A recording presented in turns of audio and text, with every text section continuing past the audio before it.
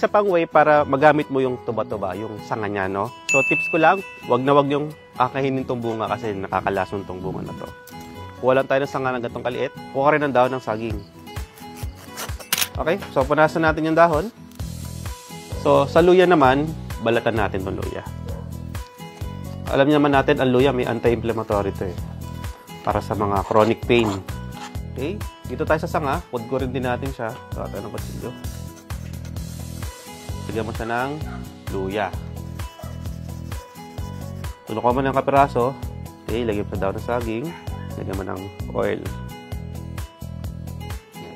Mix mo lang siya. Yan. Balat natin siya.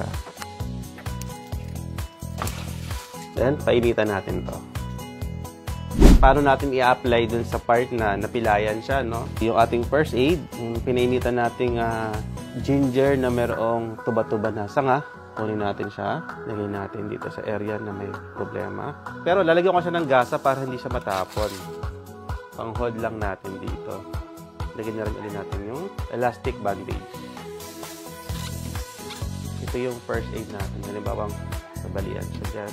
Ugaliin din natin palagi sa ating tahanan na meron tayong first aid. Para kung mangyari man sa bahay natin, yung mga ganitong sakuna. For more herbal tips, follow for more.